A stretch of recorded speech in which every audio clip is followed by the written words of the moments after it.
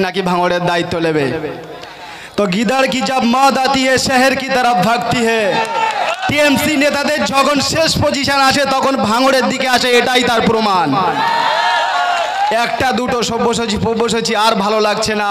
তোদের কতজন আছে সবাইকে ভাঙড়ে পাঠিয়ে দেখা, তা সত্ত্বেও আমরা আইএসএফ কে জিতিয়ে দেখাবো। কি ভুল বললাম নাকি? আর ভালো লাগছে না একজন দুজনের সাথে খেলা করে, সবাইকে পাঠা। তোদের যত কনভেনার আছে সবাইকে পাঠা ভাঙড়ে, দেখি তোরা আইএসএফ কে রুখতে পারিস কিনা নাকি। আমরা জিগার থেকে লড়ি, জিগার থেকে লড়ি। আর আয় না দেখি जो সামনে লোকসভা ভোট, আমাদের প্রার্থী অ্যাডভোকেট নূর আলম খান সাহেব, একটা জিনিস আমরা যে ওদের গলার কাঁটা হয়ে দাঁড়িয়েছি এটাই সব থেকে বড় একদম প্রমাণ।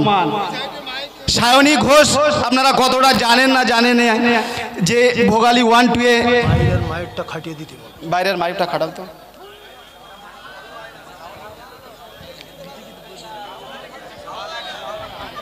যা হয় হোক, মাইক ছেড়ে মুখী বলো তো কি হচ্ছে, খালি চালালেই হলো।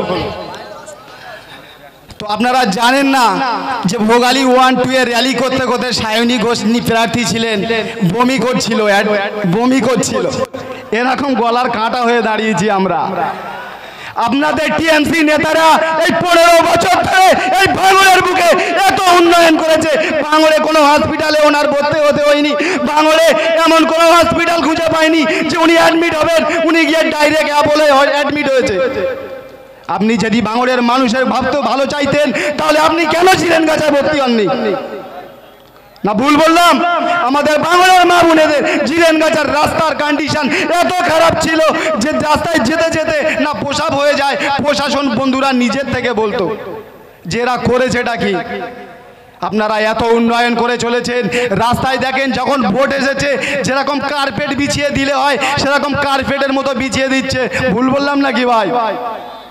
যতই কার্পেটের মতো রাস্তা তৈরি করো না কেন, মানুষ এবারে জোট বেঁধেছে তোমাদের এই ভাঙড় থেকে টোটাল পশ্চিম বাংলা থেকে তাড়িয়ে তারপর ছাড়বে। তাই বলছি অবজারভার জি হোক না কেন, আমাদের লক্ষ্য থাকবে সামনে নওশাদ সিদ্দিকী, আমাদের চিহ্ন থাকবে কাম। কে আসলে সামনে আমাদের প্রয়োজন নেই। আজকে যে কলকাতা হয়েছে, আমি আগেও বলেছিলাম খাকি থেকে সাদা করতে পারি, তো সাদা থেকে খাকি করতেও আমাদের সময় লাগবে না। আপনারা যে ভুল করছেন তাও আজকে প্রমাণ করে দিচ্ছি। আমরা আইএসএফ, আমরা দল করি আমাদের নিজের গাঁটির টাকায়। আপনাদের টিএমসির গুন্ডারা আমাদের ঘরের পাশের পিছনে যে সুতলি রেখে দিয়ে, স্টোনচিপ রেখে দিয়ে বলছে আইএসএফ এর ছেলেরা বোমবাদে। এটাই কি সংবিধান? আপনারা 41 নোটিশ ছাড়া আমাদের ছেলেদেরকে ধরে নিয়ে আসতেন থানায়, রাত 8টার সময় এসে আমাদের ছেলেদেরকে ছাড়িয়ে নিয়ে যাওয়া, এটাই কি সংবিধান? আমরা থানা বেশি করেছি এই জন্য নয়, ভাঙড়ের মানুষ যাতে শান্তিতে ঘুমোতে পারে, প্রত্যেক ঘরের মানুষ, প্রত্যেক মা বোনেরা যতই শান্তিতে ঘুমোতে পারে, এই জন্য তো আমরা চাইছি। আমরা নওশাদ সিদ্দিকী ভাইজানকে এই জন্যই ভাঙড় থেকে জিতিয়েছিলাম। আপনি কলকাতাকে লন্ডন বানাতে চাই, আমার কোনো দুঃখ নেই, আপনি বানান। কলকাতাকে লন্ডন, প্যারিস, যা খুশি বানান না কেন, আমাদের গ্রামকে একবার গ্রামের কথা চিন্তা করেন।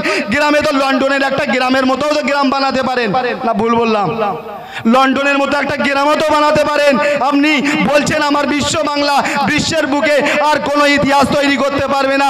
দিদি আপনি শুনে রাখেন, টাইটানিক যখন বানিয়েছিল, টাইটানিক বানানোওয়ালাও বলেছিল দুনিয়া শেষ হয়ে যাবে, আমার টাইটানিকও কোনো দিন শেষ করতে পারবে না।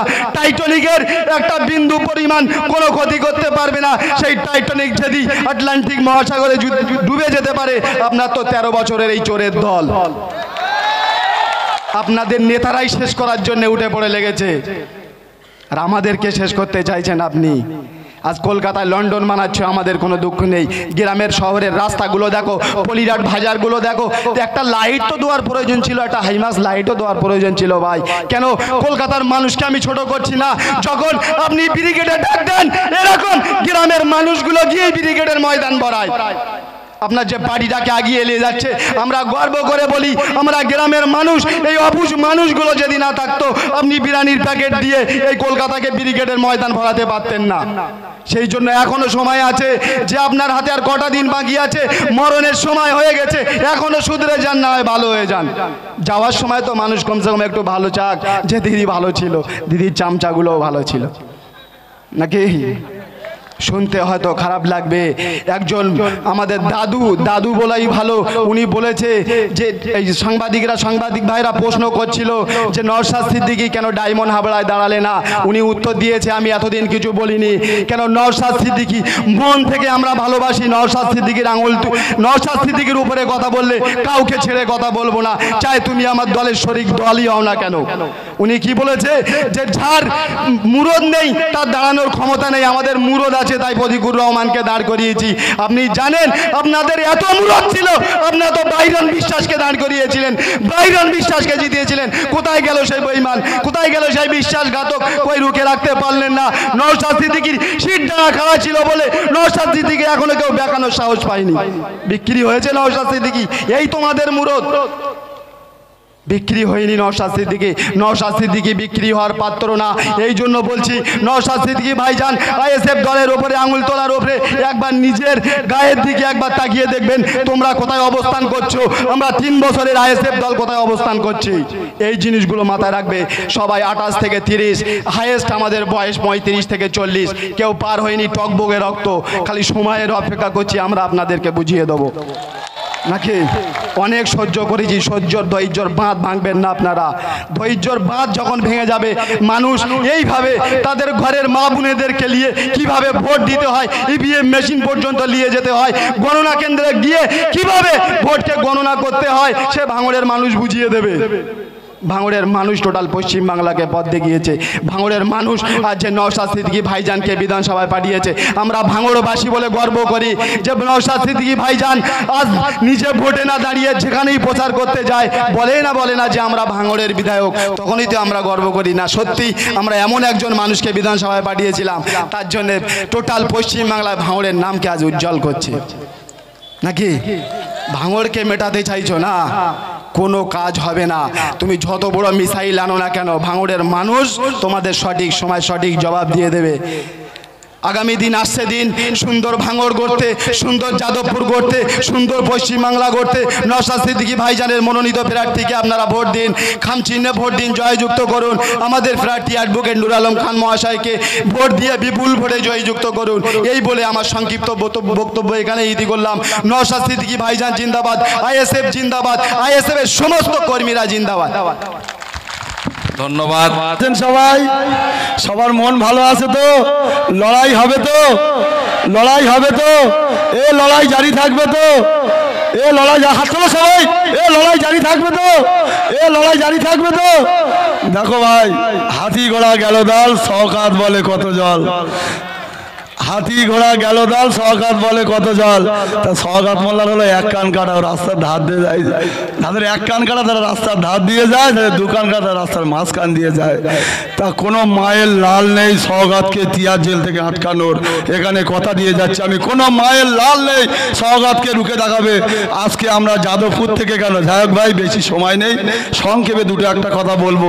আজকে আমাদের এখানে উপস্থিত আছেন আমাদের দক্ষিণ 24 পরগনার সভাপতি আব্দুল মালেক মোল্লা মহাশয়, তাকে সম্মান জানিয়ে, এবং আমাদের আরও উপস্থিত আছেন আমাদের যিনি প্রাণ প্রিয়, মানে আমাদের নওশাদ ভাইয়ের মনোনীত প্রার্থী নূর আলম ভাই, এবং আমার দাদা বিশ্বজিৎ মাইতি। তিনি এই লড়াইয়ের জন্য, আমার জন্য অনেক লড়াই করেছে, সবাইয়ের জন্য লড়াই করেছে, কিন্তু আমার জন্য একটু আলাদাভাবে লড়াই করেছে। দাদাকে আমি একটু স্যালুট জানাই। সেই আমার দাদা এখানে সামনে বসে আছে, একটু হাততালি আমার দাদার জন্য। আমার দাদার শরীরটা অসুস্থ, তার জন্য একটু হাততালি। এই ওইদুলের জন্যই দাদা আজকে অসুস্থ। যাই হোক, আজকে বলছি ভাই, অনেক কথা অনেকেই বলেছে, আমি শুধু 2-1টা কথা বলবো। আপনাদের কাছে আমার একটাই অনুরোধ, এই অনুরোধটা আপনারা রাখবেন তো ভাই? আপনারা রাখবেন তো? আমি এখনো শীত দাঁড়া বেঁকাইনি, আপনারা কি বেঁকাবেন? দেখাবেন? শুধু একটা বলবো, আমাদের নূর আলম ভাই মহাশয়কে খাম চিহ্নে ভোট দিয়ে তাকে বিপুল ভোটে জয়ী করে আমরা দিল্লি পাঠাবো। রাজি আছো সবাই? হ্যাঁ, দিল্লি পাঠাবেন তো সবাই?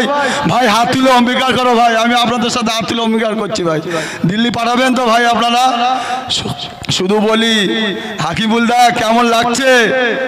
আব্বার জন্য মন খারাপ? হাকিবুল দা কেমন লাগছে আজকে? হ্যাঁ, আমরাও 42 দিন ছিলাম, তারপরে আরও ছিলাম, আমাদের মা বাবারও খুব কষ্ট পেয়েছে, খুব মন খারাপ লাগছে, তাই না? হ্যাঁ, খুব কষ্ট লাগছে আব্বার জন্য। হ্যাঁ হ্যাঁ, খুব কষ্ট লাগছে আজকে। আর কত অত্যাচার করবে ভাঙড়ের মানুষের ওপরে, নিরীহ মানুষের ওপরে, খেটে খাওয়া মানুষের ওপরে আর কত অত্যাচার করবে। তাই বলি, এই শয়তানদের হাত থেকে বাঁচাতে, এই শয়তানদের বিরুদ্ধে গর্জে উঠতে আপনারা নূর আলম ভাইকে ভোট দিন। চোর তাড়াবেন তো ভাঙড় থেকে? চোর তাড়াবেন তো? চোর তাড়াবেন তো ভাঙড় থেকে? এই ভাঙড় থেকে চোর তাড়াবেন তো? ভাই, এই চোরেদের থেকে সাবধান। এই চোরেরা কিন্তু অনেক ভয়ঙ্কর, এরা মূর্খ অধিবার, এদের হাতের লেখা কিন্তু পরিষ্কার ভাই, এরা মূর্খ অধিবারে, এরা হাতের লেখা কিন্তু পরিষ্কার। আজকে সবাই একজনের বিরুদ্ধে এত এত এত জ্বালা করছে কেন? একটা তো বিধায়ক আমাদের, এত জ্বালা করছে কেন ভাই নওশাদের বিরুদ্ধে কেন? শোনো ভাই, একটা কথা বলি, আমরা কিন্তু চোরেদের শিক্ষায় শিক্ষিত না, আমরা এমন একটা শিক্ষায় শিক্ষিত যার নাম হলো আব্বাস সিদ্দিকী, যার নাম হলো নওশাদ সিদ্দিকী মহাশয়। ভাই, অনেক তো কথা হলো, আর বেশি কিছু আমি বলবো না, আমার গলা ভেঙে গিয়েছে এবং আমি শরীর অসুস্থ। সংক্ষিপ্ত বক্তব্য বলে আমি এই শেষ করছি। শুধু একটা কথা বলবো ভাই, নওশাদ সিদ্দিকী ভাইজান জিন্দাবাদ, আমাদের ইন্ডিয়ান সেকুলার ফ্রন্ট জিন্দাবাদ, এবং সকল আইএসএফ কর্মীকে আমি সম্মান জানিয়ে, ধন্যবাদ জানিয়ে আমি এই বক্তব্য শেষ করছি। ধন্যবাদ। গুরুজন এবং সমবয়স্ক বন্ধু সাথী সংগ্রামী সকলকে আমার আন্তরিক শুভেচ্ছা ও ভালোবাসা। সাথে সাথে ফুলেরহাট বাজারের ব্যবসায়ী বন্ধুদেরকে জানাই অসংখ্য ধন্যবাদ, কারণ এই সভা দীর্ঘ কয়েক ঘন্টা চলছেন, আর কয়েক ঘন্টা চলবেন। তাই আপনাদের সহযোগিতায় আজকের যে সভা হচ্ছে, তাই আমাদের পার্টির পক্ষ থেকে আপনাদের সবাইকে আমাদের তরফ থেকে আন্তরিক শুভেচ্ছা ও ভালোবাসা। আপনারা জানেন, আগামী 1 জুন আসন্ন লোকসভা যাদবপুর কেন্দ্রে সহ বিভিন্ন কেন্দ্রে ভোট হতে চলেছে। তার প্রস্তুতি পর্ব বিভিন্ন জেলায় বিভিন্ন দলের প্রতিনিধিরা, লিডাররা তারা করে বেড়াচ্ছে, আমরাও তার কোনো কম নাই। আমরা যাদবপুর সহ ভাঙড়ের বিভিন্ন বুথে ঘুরছি, মানুষের কাছে যাচ্ছি, মানুষের দোয়া ও আশীর্বাদ নিতে আমাদের প্রার্থীও পৌঁছে যাচ্ছে। মানুষ ব্যাপকভাবে সাড়া দিচ্ছে, মানুষ ব্যাপকভাবে আমাদের সাপোর্ট করছে। কিন্তু যারা আমাদের বিরোধী পক্ষে রাজনীতি করছেন, তারা বিভিন্নভাবে আমাদের নামে অপপ্রচার করছে, সাধারণ মানুষকে ভুল বোঝানো হচ্ছে যে ভাঙড় কি যদি আইএসএফকে ভোট দেয় তাহলে কি যাদবপুর জিতবে, এরকম ভেবে সাধারণ মানুষকে মাথা খাচ্ছে। সেই সমস্ত বন্ধুদের বলবো, আপনারা জানেন না বিগত দিন আপনাদের যারা এমপি ছিলেন তারা ভাঙড়ে কত মার্জিন ভোটে জিতেছিলেন। সেই সময় এই ভাঙড়ে খেলার মতন কোনো শক্তি ছিল না। বর্তমান সময় দাঁড়িয়ে ভাঙড়ের রাজনীতিতে একটা বুথ স্তর থেকে, অঞ্চল থেকে ব্লক স্তরে ভাঙড়ের মানুষ জোট বেঁধেছে, যাতে করে এই চোরমুক্ত নেতাদেরকে, চোরমুক্ত দলকে বরখাস্ত করা যায়, গঙ্গায় ফেলে দেওয়া যায়। তাই ভাঙড়ের মানুষ জোট বেঁধেছে। আপনারা জানেন, বিগত 2021-এ আমাদের বিধায়ক নওশাদ সিদ্দিকী মহাশয় বর্তমানে তিনি প্রার্থী হয়ে এসেছিলেন। তার নামে মিথ্যা অভিযোগ আনা হয়েছিলেন, মিথ্যা প্রচার করা হয়েছিলেন। নওশাদ সিদ্দিকী তিনি পীরের ঘরে রাজত্ব করে, তাকে মানুষ খুঁজে পাবে না, তাকে ভোট দিলে খুঁজে পাওয়া যাবে না। তিনি ধর্ম নিয়ে ব্যবসা করবেন, তিনি একটা সম্প্রদায়কে হয়ে কথা বলবেন, তিনি অন্য সাম্প্রদায়িক মানুষের হয়ে তিনি কথা বলবেন না।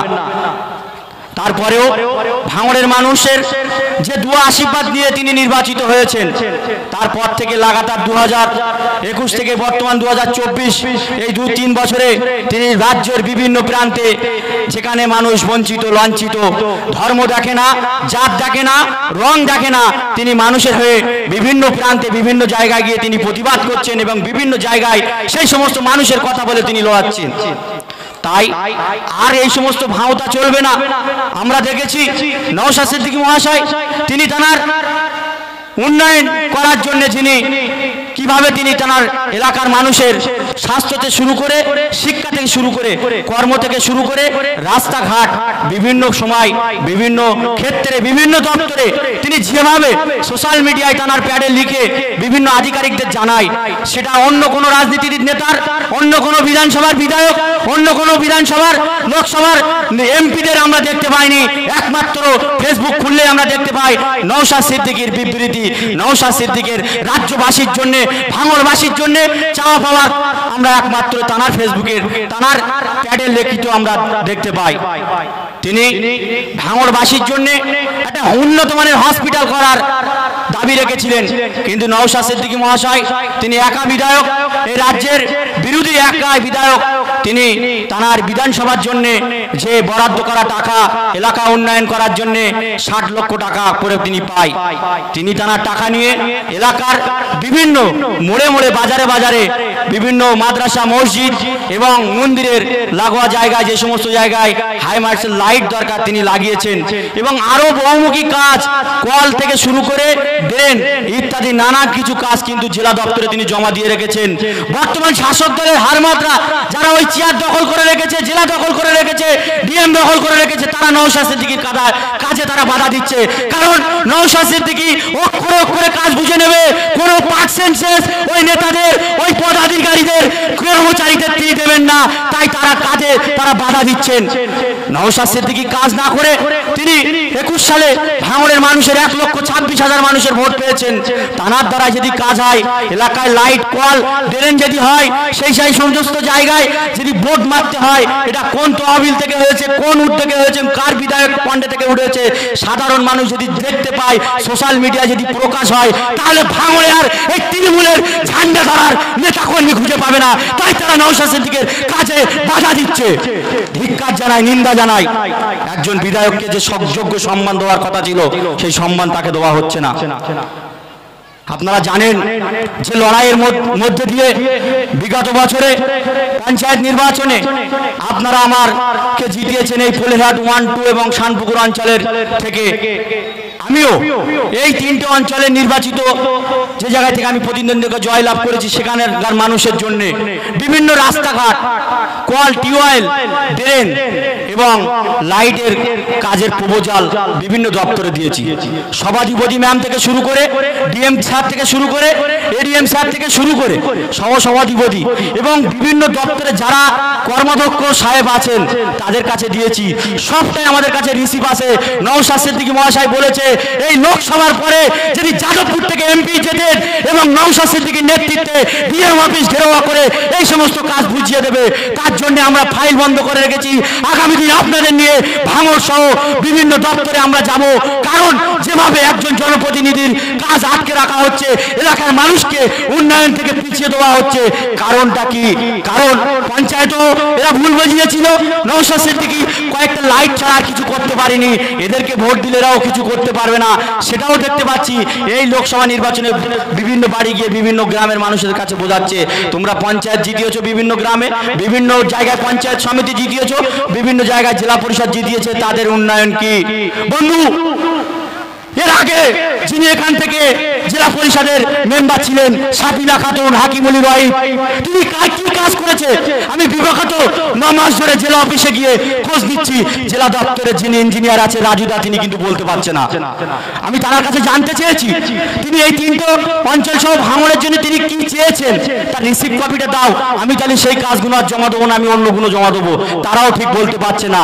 এরা শুধু মাইনে তুলেছে, আর ওই ফল ও আর ওর বাপ তুলা তুলে সাবুটি ফ্ল্যাট কিনেছে, ওরা মানুষের কাজ করেনি।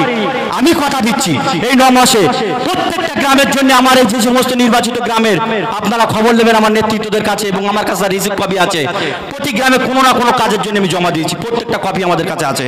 এবং আপনারা দপ্তরে গিয়ে খবর নেবেন, যদি আমি ভুল বলে থাকি আপনারা আমার নামে কেস করবেন। এবং আমি এটাও জানতে চেয়েছিলাম যে ভাঙড়ের 3টে কাঠ ব্রিজ আছে, সেই কাঠ ব্রিজের বেহাল অবস্থা। এই ভাঙড় থেকে একজন জেলা পরিষদের আনকন্টেস্ট জয়ী হয়েছেন, তিনি জেলার কর্মদক্ষ হয়েছেন, তার কাছে আমি মৌখিক অনেকবার বলেছি এবং আমার প্যাডে লিখে রিসিভও করিয়েছি যে সোনপুরের পাশে যে ব্রিজটা আছে কাঠ ব্রিজ, বেহাল অবস্থা, যাওয়ার উপায় নেই।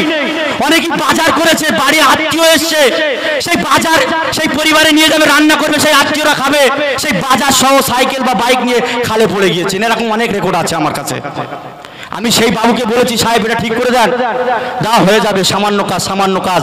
তানার কিন্তু কাজ করার কোনো যোগ্য নেই, তিনি শুধু দেখছি দেখছি করছে, আতু আতু করছে। কারণ কি, ওই ব্রিজটা যদি কাজ হয় ওখানে কিন্তু বোর্ড মারতে হবে যে 82 নম্বর জেডপি মেম্বার রাইনুর হকের তহবিল থেকে বা ওনার অনুপ্রেরণায় এই কাজটা হয়েছে। তাই তিনি ভয় পাচ্ছে, কারণ তারা দলের একজন যিনি আমার বিরুদ্ধে কন্টেস্ট করেছিলেন, তার বাবা ছিল এই ভাঙড়ের আর এক হুনো নেতা, আপনারা সব জানেন, তাকে হারিয়েছেন আপনারা।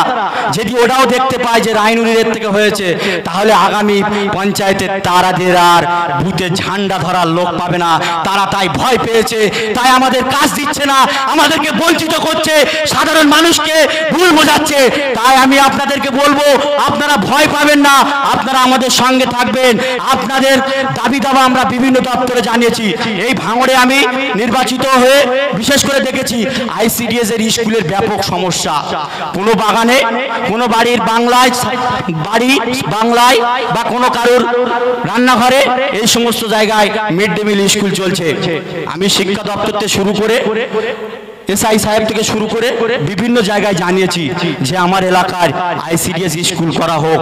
সেই স্কুলে এলাকার ছোট ছোট শিশুরা তাদের পথ চলার প্রথম পর্যায়ে যেন তারা ভালো একটা জায়গায় গিয়ে যেন লেখাপড়া করে। কেন, কখনো বর্ষা, কখনো শীত, কখনো কাদা, কখনো গরম, এই জায়গায় দাঁড়িয়ে বাচ্চারা তারা কিন্তু প্রথম ধাপে যে শিক্ষা, যে মানুষের দরকার, সেই শিক্ষা ধাপে তারা কিন্তু আর স্কুলে যাতে ভয় পাচ্ছে। এবং একাধিক স্কুল আছে, সেই স্কুলের বিল্ডিং এর বেহাল অবস্থা। আমার একাধিক নেতৃত্বরা আমাদের কাছে বিভিন্ন দপ্তর জানিয়েছেন। আমি আমার যিনি ব্লকের কৃষি কর্মদক্ষ, শিক্ষার কর্মদক্ষ রহিম সাহেবকেও জানিয়েছি। খয়েরপুরি একটা স্কুল আছে, স্কুলের ব্যাপক অবস্থা খারাপ, যে কোনো মুহূর্তে স্কুলটা ভেঙে পড়তে পারে, ছাত্রছাত্রী সহ যারা শিক্ষক শিক্ষিকা থাকবে তাদের কিন্তু প্রাণের আশঙ্কা আছে। তিনি বললেন আমি কি করব, এটা জেলায় জানাও। জেলায়ও জানিয়েছি, কোনো কাজের কোনো নেই।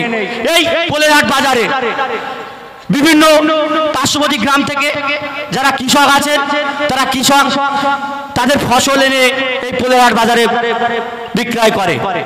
এখানে কোনো পানীয় জলের ভালো ব্যবস্থা নেই। আমি কিন্তু এই পানীয় জলের জন্য একটা ফিল্টার করা ঠান্ডা পানি ফিল্টারের মেশিনের দাবিও করেছি জেলা পরিষদে, তার রিসিভও আছে, কিন্তু তারা তা নিয়ে কর্ণপাত করছে না। তারা চাচ্ছে ভাঙড়ের মানুষকে পিছিয়ে রাখা হবে। ভাঙড়ের মানুষ যেভাবে অন্যহারে ছিল, ভাঙড়ের মানুষ রক্তাক্ত, ভাঙড়ের মানুষ বোম বাঁধত, নওশাদ সিদ্দিকীর নেতৃত্বে তারা যে সজাগ হয়েছে, তাদের যে চাওয়া পাওয়ার কথা, তাদের যে অধিকারের কথা তারা যে বলতে শিখেছে, তাদেরকে পিছিয়ে রাখতে হবে। আমাদের যারা একাধিক পঞ্চায়েত সমিতির মেম্বার আছে, তারাও বিডিও অফিসে গিয়ে তাদের এলাকার সমস্যার কথা বলছে।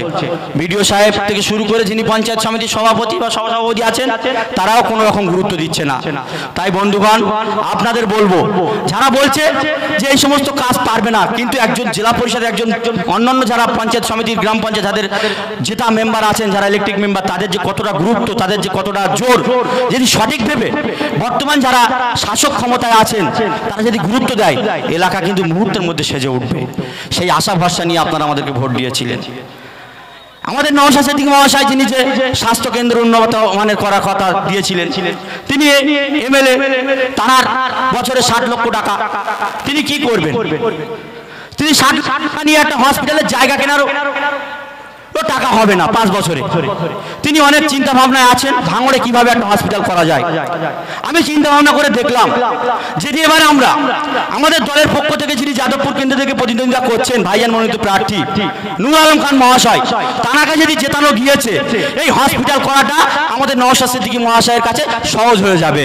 তাই আমি ভাঙড়ের আপামার জনগণ যারা আছেন, বন্ধুগণ, এবং আমাদের বিগত দিন যারা সাথ দিয়েছেন, তাদের কাছে আর একটাবার আমি হাত জোর করে নিবেদন করব, আপনারা এদিক ওদিকে ভোট দেবেন না। আপনাদের মূল্যবান ভোটটা আগামী 1 তারিখ 1 জুন মূল্যবান ভোটটা খাম চিহ্ন 7 নম্বর বোতাম টিপিয়ে আমাদের প্রার্থী নূর আলম খান মহাশয়কে জেতাবেন। তাহলে ভাঙড়ের একাধিক স্বাস্থ্য কেন্দ্র থেকে শুরু করে শিক্ষা প্রতিষ্ঠান একজন এমপির কাছে ইজি ব্যাপার, তিনি কিন্তু দ্রুত করে দেবে এবং নওশাদ সিদ্দিকীর স্বপ্ন সফল হবে, ভাঙড় মানুষের দীর্ঘদিনের চাওয়া পাওয়া সফল হবে। তাই প্রত্যেকের কাছে এই আশা ভরসা রেখে আমি আমার ক্ষুদ্র বক্তব্য এখানেই শেষ করলাম। ইনকলাব জিন্দাবাদ, ইন্ডিয়ান সেকুলার ফ্রন্ট জিন্দাবাদ, নওশাদ সিদ্দিকী মহাশয় জিন্দাবাদ।